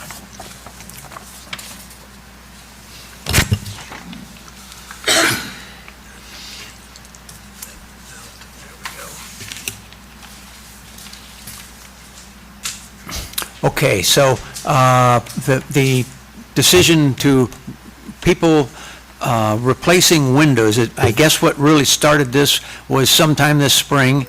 Happy was driving in her neighborhood, and there was a truck with a crew pulling off good antique windows off of a historic building and dumping them into the back of a truck, and then they replaced them with modern, I don't know whether they were aluminum clad or whatever, but they were not historic windows, and it was a shock to Happy right on the spot to see historic windows removed from a historic building and modern windows put in as replacements.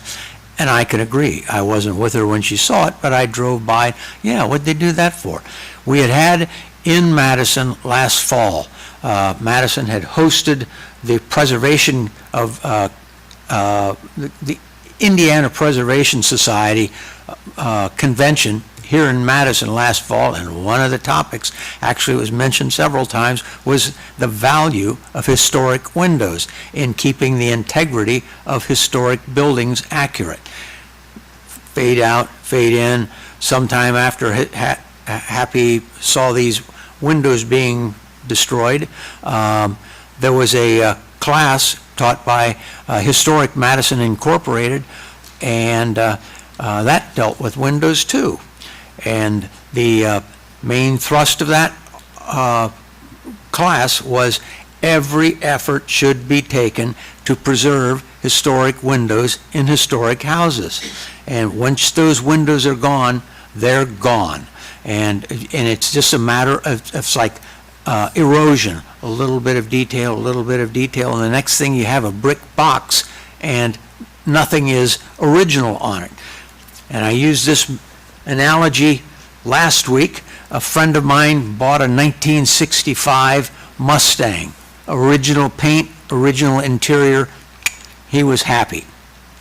But if you repaint it or change the interior, you strongly diminish the value of that antique car. So it's the same with the antique homes. We have to do everything we can to replace the windows. I agree with Happy. And should I read the thing, or would you like to read it, Bill? If you want to go ahead. Excuse me. Why don't we go to the amended section that staff, let's skip a step and go Okay, to this. you want the second one? Right. Okay, we'll pass a second one that's amended. Take one. The amended part by staff is in blue.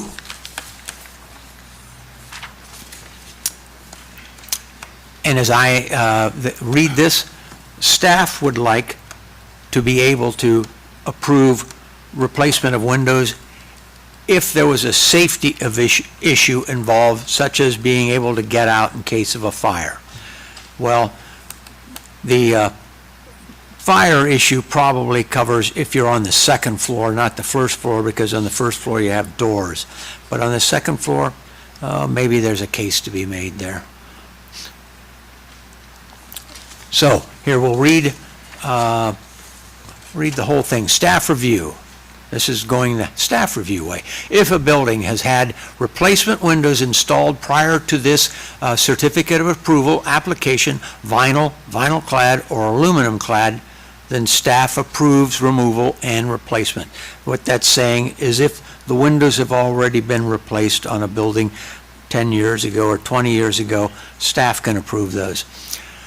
If the same material, different design or proposed material meets guidelines but does not alter the size and location of the window opening. So you can replace the windows, but you can't alter the size of the window opening. And sometimes people will try to fudge things a little bit by just running up the Lowe's, and instead of getting a 32-inch window, they'll get a 30-inch window and just build in the window and dress the trim accordingly. Can't do that. If a historic, and then here's the staff edition. If a historic wood window is considered unsafe by the building inspector after an on-site inspection, it is needed egress for safety, staff may approve of the replacement of the window except in the use of vinyl or vinyl clad. Okay. That, we'll throw that out. And then the original version of this, which was written by Happy, is basically, does not include the safety feature. Any discussion? You two. When we first saw this a couple meetings ago, so the part in blue that talks about the inspection by the building inspector, the guidelines have always been trumped by ADA and fire. So this whole blue section is redundant and unnecessary. I suppose I should read a little bit the Happy's proposed HDBR, that's us, review. If the building has historic wood windows, HDBR, that's Historic Review Board, historic approval is needed for removal and replacements. Historic window definition for this context: any bare or painted wood, not clad window with multiple true divided lights or single pane, usually single strength, 3/32 thick glass, or new different material does not meet guidelines, including vinyl or vinyl clad. So we're sticking with, you can't change your windows over to vinyl or vinyl clad, and you have to bring your wooden windows to the board for our approval for any changes. And we have, by the way, approved changing windows when they're just too shot to be able to do anything. Somebody's let them go, you know, they're now leaking on the floors. If there's nothing you can do to repair the window, we do approve, we have in the past anyways, approved replacing the windows. Did I represent that well, Happy? That was great, Jed. Thank you so much. Anything to add over there? No, I think you covered it. And so the trick clause in it is historic wood windows. So I'm all in favor of this wording, but discerning historic wood windows from wood windows is tricky, because Happy, that wood window you brought into the meeting was not historic. It was very contemporary. So, yeah, so that's my point. Do you got an answer on that, Happy? Well, we can agree to disagree. I think the sense of it, the spirit of it is that we're gonna take a look at the windows that lend Madison's historic district character. So there'll be different periods of windows. There'll be replacement windows that are now considered historic because they went in 1910 or 1890. So we might not have a lot of the 1840s windows left, but we still might call them historic. And we're just trying to save the high-quality wood windows that, I believe, help people maintain the value of their houses and the character of their houses. So, I think we're trying to define historic, but maybe we can just kind of agree that we're going to try to adhere to a spirit of what would constitute a historic window.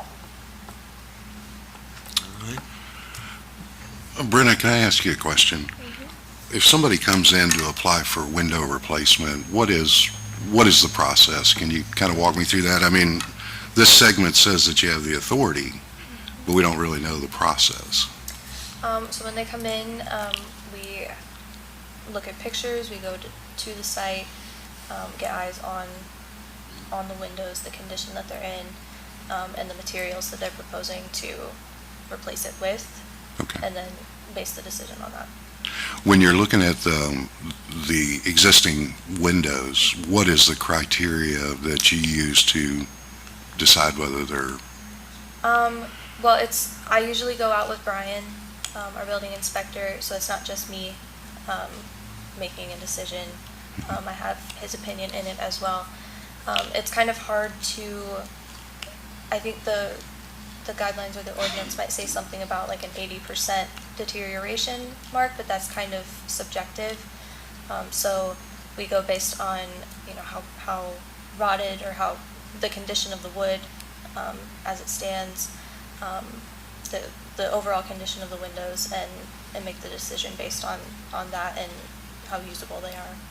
is consideration for the primary facade and secondary facades a consideration in the process? Because I've noticed that usually when people are replacing windows in town, they replace all of them. So if there's rotted Yeah, windows on the back, does the approval carry for the entire? No, usually we will make it based on the specific window, and we'll make recommendations on maybe a front facade window would be restored instead of replaced, whereas maybe a back window could be replaced. Okay. And when applying the historic guidelines, and they propose a different material, what records or documents are you requiring for that? Is it just a statement of aluminum clad, or No, are they providing a detail? They provide the cut sheet. Okay. From So there are cut sheets with these applications that we could review if there was a question on something? Okay.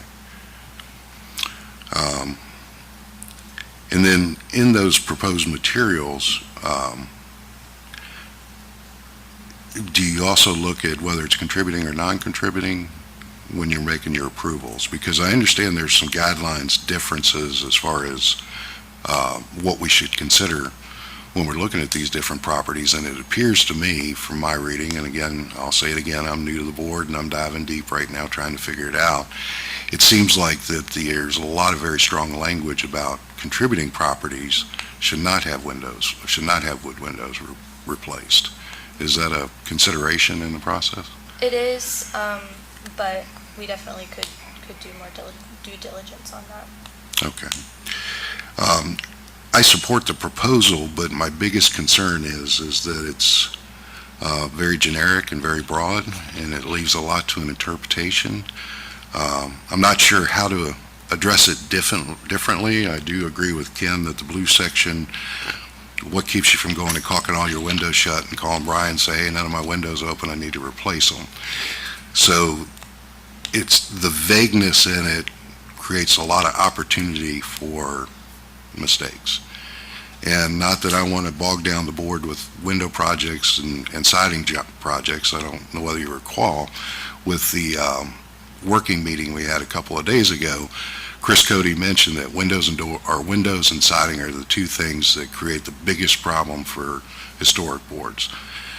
In these rules of procedure, we've eliminated a lot of that by making it so that it doesn't get looked at closely. And I have a little bit of an issue with that. But as far as the proposal, it's better than nothing. But I would like to talk more to you about tightening this process up. Brenna, approximately, I guess, year to date, how many windows have been staff approved, or window projects? I don't know year-to-date, but I did look at 2024. Okay. And so comparing the board to me, I believe the numbers were 10 to the board, 14 to me. Okay. I want to make sure that we are aware of the numbers so that we kind of know. This What we're year getting so ourselves far, into. it has been 11 Okay. for staff. Okay, awesome, thank you. Anyone else? We Anybody re- from the general public that would like to talk? Can I make one more Go comment? ahead, I'm sorry. Or a suggestion? We review those at the end of the meeting, right? The new ones and so forth. Is there any way that we could get a packet to review as well so that when we're looking at them, we're not just seeing window replacement, we can say, okay, well, we know what's going on with it. Yes, we have. And maybe discussed that doing would help with building confidence that the projects we're not involved in are meeting a certain criteria. I can add that to your monthly packet. Okay, thank you. Anyone else? I believe that windows are one of the most important parts of our, excuse me, of our facades. I do think that the board needs to have a little more control over what's going on. I think that we should really be looking at this window replacement thing over a number of months. I think a lot of people need to think on this because it's so important, the look of the front of the house with the windows.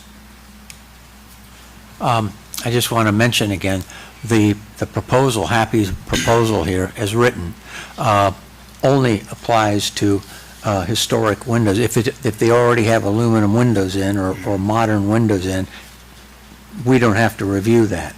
But if it's the original or close to original windows, then they should be here, and it should be, under our purview. It's pretty well, makes sense to me.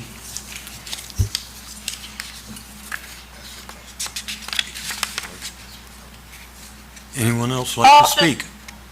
I'll Public just throw in input? here that I am fine with either version of the proposal, either the version with the staff amendment, the addition about safety, or if people felt that was redundant, taking that out. I feel like if it's merely redundant, it's not doing any harm staying in there, but either way, I would go for that.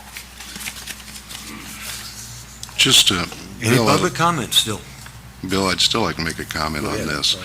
Ryan. I can't find it in my notes, but as I've been going through this, one thing that they recommend in the guidelines and through some of the Secretary of State's information is that as we look at these non-contributing properties, that we do try to bring them into more conformity with the guidelines. Now, I understand that we're going to look at them with a less strict eye, but it is an opportunity to make recommendations and try to get it more into compliance. Anyone else? Anyone like to comment from the general public? Any comments whatsoever?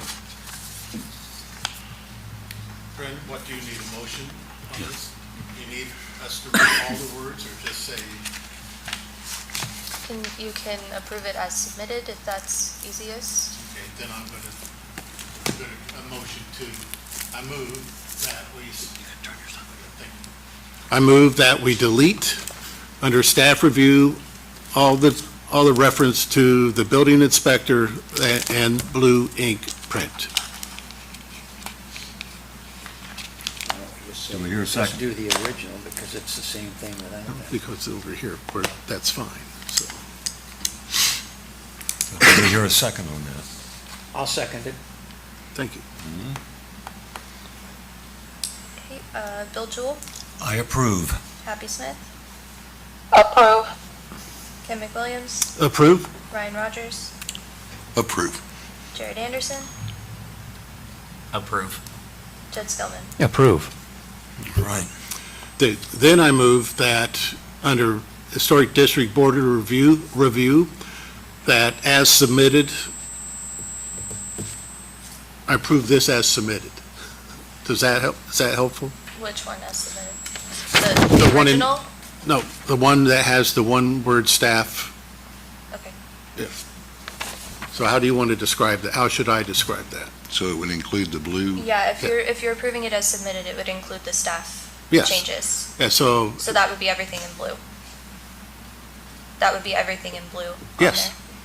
under Board of Review column. You only Oh. approved one side. Yes, we've only talked one side so Okay. far. Okay.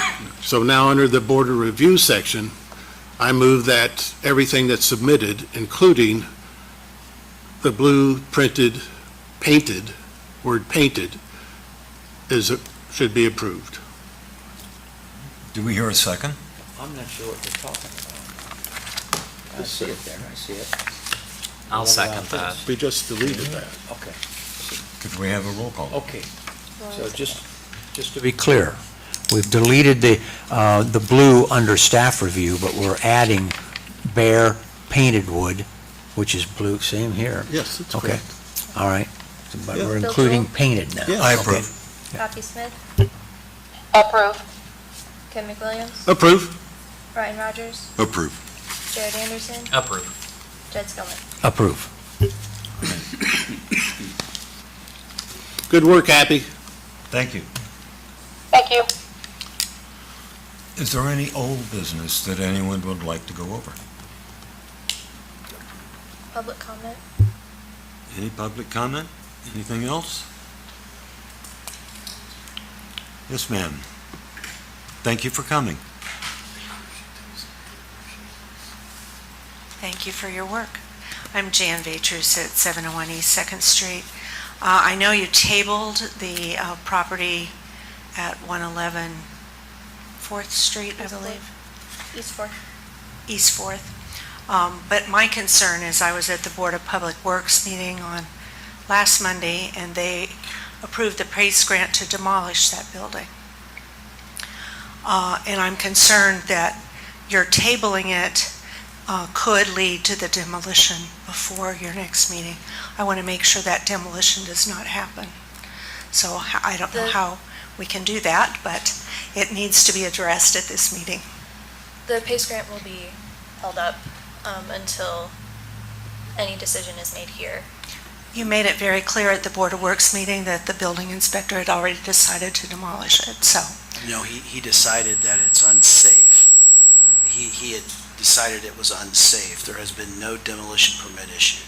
Okay, and there will not be a There will not demolition? be a demolition permit issued. We, Okay. as the city and others, are working with the property owners at Okay, this time. that's what we wanted to make sure. Thank you.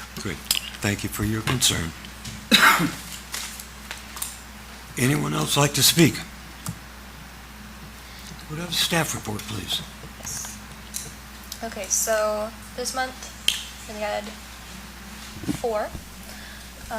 We had a side rear window replacement, and that one, they are refurbishing their front windows. And they are replacing their front door with an aluminum replacement. We have Mike Estes. He is also replacing his front door, and there will be a new stone wall with pillars. 215 East Main, that is a front door replacement, and then 522 West Street was a sign.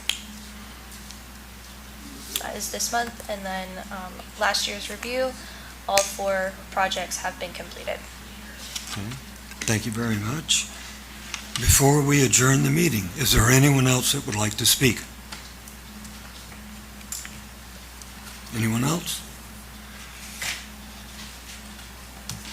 I would entertain a motion for an adjournment at this point. I make a motion that we adjourn the meeting. Do we have a second? Second. All in favor? Aye. Aye. Aye. We're done. Thank you for coming.